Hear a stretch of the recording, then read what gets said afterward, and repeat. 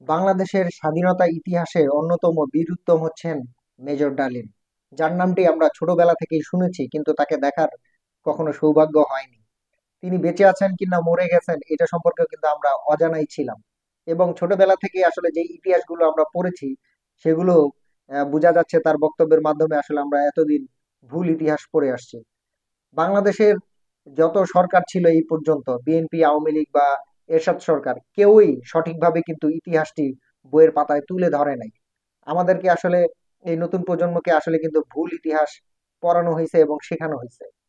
তো আসলে কৃতজ্ঞতা জানাই হচ্ছে সাংবাদিক ইলিয়াস ভাইকে, কারণ তার মাধ্যমেই আমরা আসলে এমন একজন বীর উত্তমকে দেখার সৌভাগ্য হয়েছে।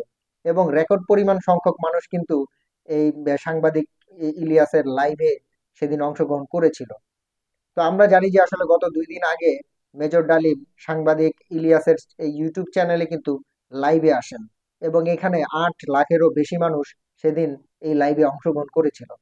এবং মেজর ডালিম কিন্তু বাংলাদেশের ইতিহাসের এবং স্বাধীনতা যুদ্ধের কিংবা শেখ মুজিবুর রহমানের মৃত্যুর ব্যাপারেও বা হত্যার ব্যাপারেও কিন্তু ব্যাপক আলোচনা করেছেন এবং চিত্র কিন্তু তুলে ধরছেন।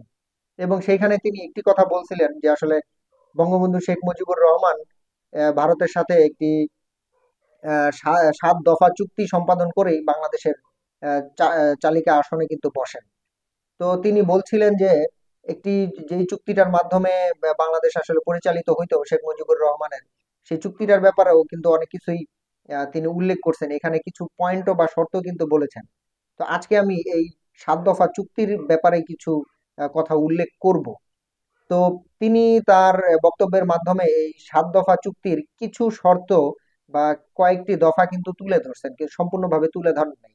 আজকে আমি মানে সেই 7 দফা চুক্তির 7টি দফাই পুরোপুরি ভাবেই সবার মধ্যে উপস্থাপন করার চেষ্টা করব। 1971 সালের সেপ্টেম্বরে ভারত সোভিয়েত মৈত্রী চুক্তি সম্পাদনের পর অক্টোবরে ভারতের সঙ্গে প্রবাসী বাংলাদেশ সরকার একটি 7 দফা চুক্তি সম্পাদন করেছিল।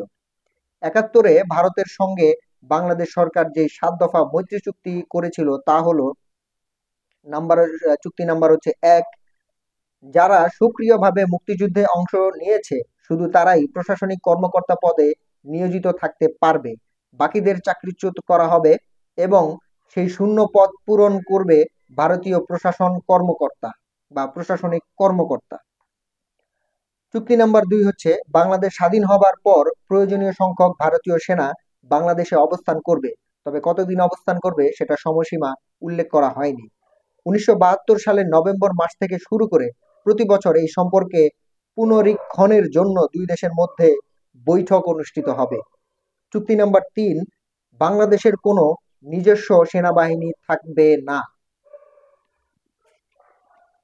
চুক্তি নাম্বার 4, অভ্যন্তরীণ আইন শৃঙ্খলা রক্ষার জন্য মুক্তি বাহিনীর মুক্তি বাহিনীকে কেন্দ্র করে একটি প্যারামিলিশিয়া বাহিনী গঠন করা হবে।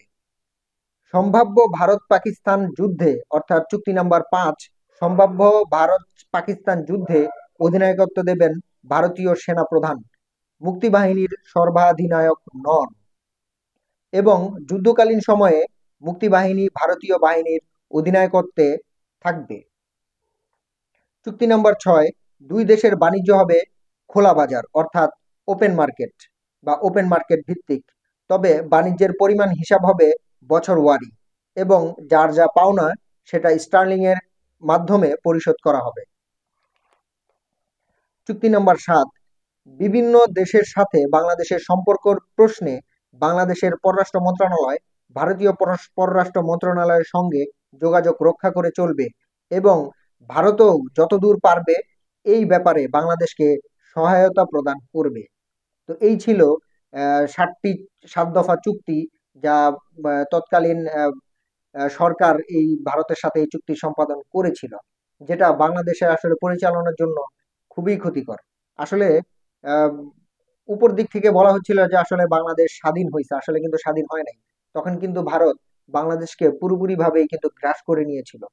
বাংলাদেশের উদ্দেশ্যই ছিল পাকিস্তানকে যে কোনো উপায়ে পরাজয় করে বাংলাদেশকে তাদের নিজের আয়ত্তে নেওয়া এবং নিজের মন মতো ভাবে পরিচালনা করা। তিনি মেজর ডালিম কিন্তু অনেক কিছু এখানে উল্লেখ করছেন যে আসলে রক্ষী বাহিনী ভারতের সেনাবাহিনী দ্বারা শুধু বাংলাদেশে পরিচালিত হবে, এই কথাগুলো কিন্তু উল্লেখ করেছিলেন, এবং তিনি এটাও বলেছিলেন বাংলাদেশের কোনো নিজস্ব সেনাবাহিনীও কিন্তু থাকতে পারবে না। এমন এমন মানে ভয়ানক শর্ত দিয়ে কিন্তু সেই সময় মুজিব সরকারকে কিন্তু ক্ষমতায় বসানো হয়। তো এই ছিল ৭ দফা চুক্তি, যা বাংলাদেশের সাথে মুজিব সরকারের তৎকালীন সময়ে হয়েছিল।